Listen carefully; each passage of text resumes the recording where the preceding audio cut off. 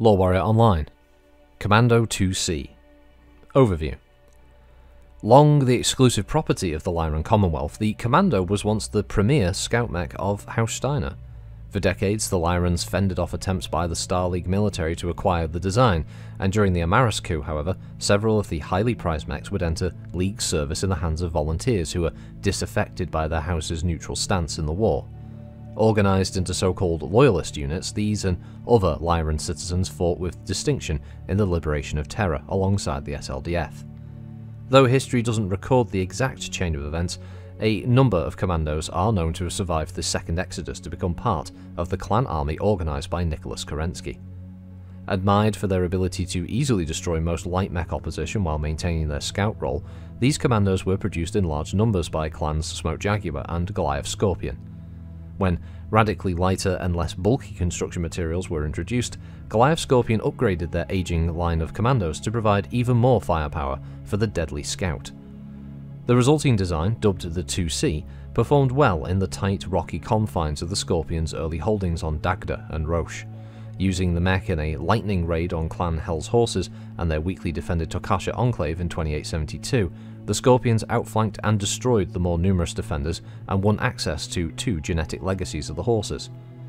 Eventually overshadowed by the rise of the more powerful Omnimechs, the Commando IIC was relegated to reserve status by most clans by the late 2800s. Capabilities.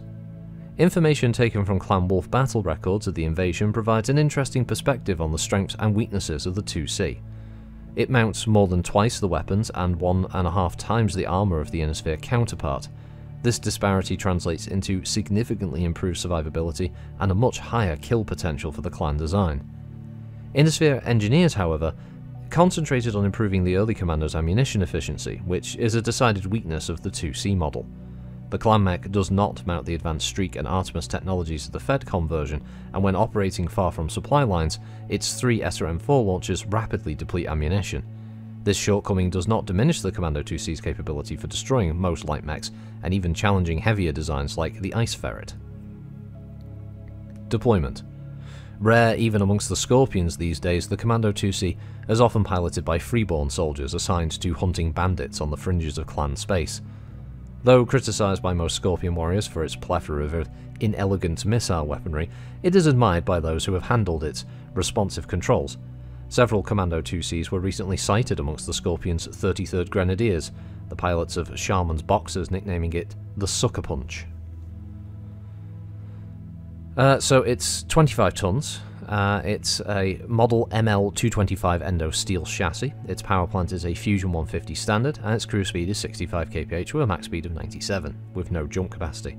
Its armour is Forging OTR 17B with case, and its armament is 2 Series 2D extended range medium lasers, a Patton J7 SRM6, and 3 SCP class SRM4 launchers, manufactured by Marshall Light Assembly Station. Communications is the Build 1685/3 Tacticom, and targeting and tracking is the Mark 11 IHATS. This translates into a Walker 6 and a run of 9 with 10 double heat sinks for a total of 20.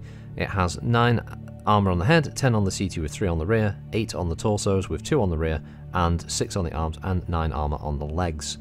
2 ER mediums are located in the left arm, with the SRM6 being CT mounted with 15 shots of ammunition in the right torso, and then triple SRM4s, 1 in the right arm, 1 in the left torso, and 1 in the right torso, with a, I think a single ton, 25 shots located in the right torso.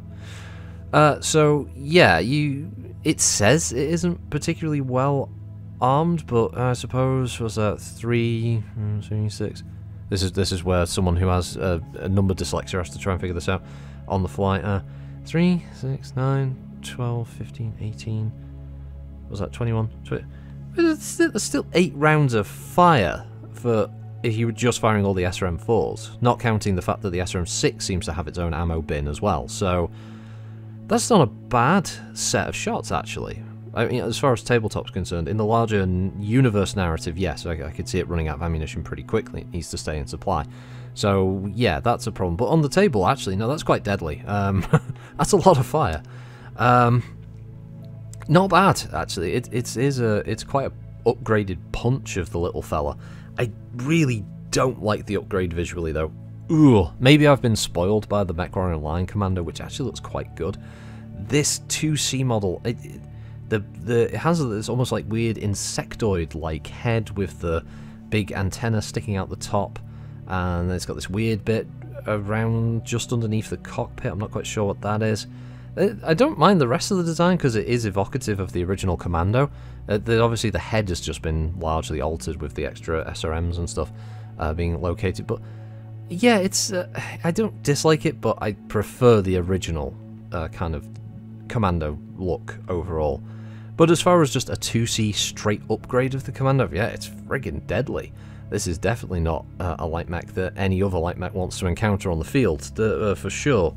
As it says, even other clan mechs would struggle in a fight against this thing because, yeah, as it says, it can challenge the Ice Ferret in the write-up. And the Ice Ferret is an ER PPC. It does have a ER small and the Streak 2. The Streak 2 is a bit of a threat, but if it hits with those SRMs, that's quite a spread of damage alongside its 2 ER mediums. And it can, I think, yeah, it can handle the heat as well for a good amount of time before it risks overheat. So, it's not terrible. It's also got, I mean, it has fists as well, so once it runs out of ammo, say on the right arm mounted launcher, arguably it can still punch something, and it can kick, and it's not too bad speed-wise, 6 and 9. Not the fastest out of that kind of weight category, but certainly not a slouch. So yeah, more than capable. Commando IIC is definitely something to be a little bit afraid of. And a perfect enemy to throw against players in Inner Sphere equipment, for instance. They're all in medium, like a mix of medium and heavy, and they come up against a light star of Clan 2C mechs, for instance. This being amongst them, and it'd be quite a crash course introduction to players who have yet to encounter this kind of technology type. Suddenly being like, holy crap! I mean, what? Sorry, is this a light mech? You said, and it's like dumping, firing SRM6 through SRM4. It suddenly becomes quite nasty, an escalation of firepower. Armor-wise, yeah, it's not terrible. I mean, for what it is, 10 armor on the CT is pretty good for its weight class. 8 on the side torsos is also pretty respectable at 25 ton.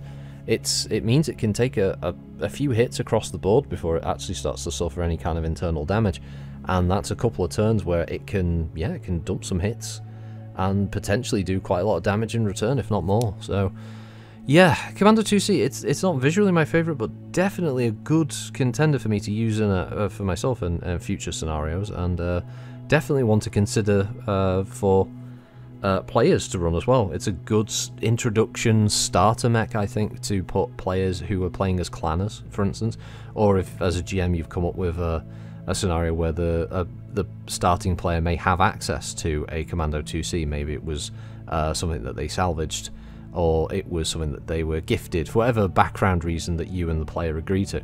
So yeah, there's some interesting little nuggets there, because it's not filled with clan tech. It's standard technology as far as the weapons are concerned, outside of the ER mediums. It's just SRMs and the ammo system. So yeah, it's not even difficult to maintain and replace. So yeah, it's pretty good. And considering the timeline you'd be running it in, you'd have some difficulty with like the heat sinks maybe in the future, but yeah, it's not too bad, So we'll leave it there anyway. Thanks for listening as always, and I'll catch you on the next one. Bye bye.